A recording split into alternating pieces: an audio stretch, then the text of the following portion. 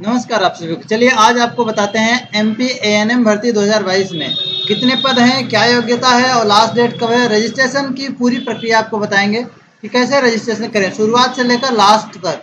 चलिए अब आपको दिखाते हैं पहले कि पद कितनी है और उससे पहले आपको बताते हैं योग्यता। जो 12वीं में बायो से हैं वही इसके योग्य हैं और इसकी पद संख्या कितनी है। 12वीं पास वालों के लिए बायो से और इसकी पद संख्या बताते हैं आपको। यहाँ पर देख सकते हैं कि पद संख्या दिया हुआ है। जैसे बैतूल में 9 और पूरा कैटेगरी वाइज दिया हुआ है, आप वीडियो रोक कर देख सकते हैं। सीहोर में, शिवपुरी में, धार, बुरहानपुर, मंडला, शहडोल, पन्ना, अशोकनगर, इन जगह पर दिया हुआ है। ये इतने पद हो गए। चलिए आपको दिखाते हैं कि लास्ट डेट कब है। यहाँ पर आप देख सकते हैं कि जो एएनएम की काउंसलिंग यानी रजिस्ट्रेशन की जो डेट है 10 अक्टूबर से लेकर 16 अक्टूबर तक है।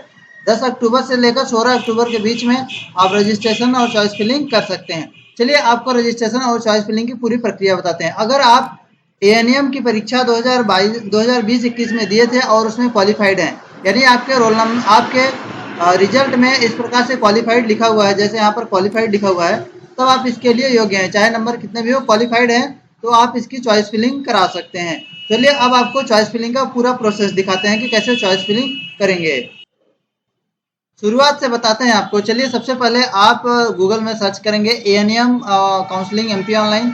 इसके बाद यहाँ पर जाएँ काउंसलिंग गतिविधियाँ और इस प्रकार से जैसे हम क्लिक करेंगे यहाँ पर देख सकते हैं 16 अक्टूबर तक है। इसके सामने जैसे हम क्लिक करेंगे, यहाँ पर क्लिक करने के बाद हमारे सामने कुछ इस प्रकार से मांगेगा। यहाँ पर परीक्षा का अनुक्रमांक और जन्म तिथि। इससे पहले आपको दिखा देते हैं कि अगर आप रिजल्ट आपके पास है कि नहीं है, रिजल्ट कैसे देखेंगे। चलिए आपको एएनएम का रिजल्ट देखना बता देते हैं। सबसे पहले हम थोड़ा बैक जाके आपको शुरुआत से दिखा देते हैं कि एएनएम का रिजल्ट कैसे दिखेंगे।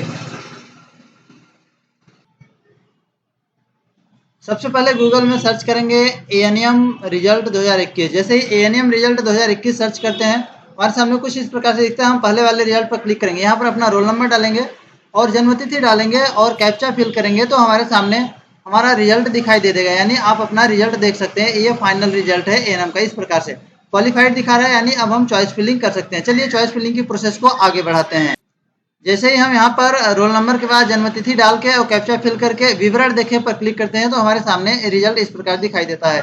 यानी यहाँ पर दिखा दिया कि कितने मार्क्स मिले हैं हमको और कितने मार्क्स के साथ हमारा जो मेरिट लिस्ट में सारणी में कितना स्थान है, और नाम दिखा देता है और नाम दिखाने के साथ पूरी जानकारी दिखा देता है। और यहाँ पर जन्मतिथि के बाद ईमेल आईडी मांगता है, मोबाइल नंबर मांगता है और टिक करने के बाद सेव करने पर कहता है। इसके बाद हम चॉइस फिलिंग के लिए आगे बढ़ेंगे। चलिए इतना जानकारी भर लेते हैं, तब आपको आगे दिखाते हैं। ईमेल आईडी, मोबाइल नंबर भरने के बाद हमारे पास सेव करने का ऑप्शन था, सेव कर दिए। लिखा हुआ है आप जानकारी सेव कर चुके हैं, अपनी जानकारी अपडेट या चॉइस फिलिंग की प्रक्रिया की ओर आगे बढ़ सकते हैं। चलिए अब हम चॉइस फिलिंग की प्रक्रिया की ओर आगे बढ़ते हैं। यहाँ पर चॉइस फिलिंग के लिए आगे बढ़ने पर क्लिक करेंगे। चेक डिक्लेरेशन कर रहा है, हम डिक्लेरेशन चेक करने के बाद हम यहाँ सीधे आगे बढ़ेंगे। आगे बढ़ने के बाद हमें अपना जितने भी जगह खाली है वहाँ पर हमको सेलेक्ट करने के लिए देगा कि अब हम चॉइस कर सकें।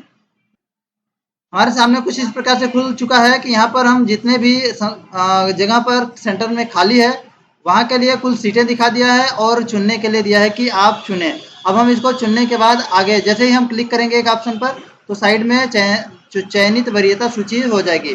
आप अपने पद के हिसाब से अपने इच्छा अनुसार इसका चयन कर लें।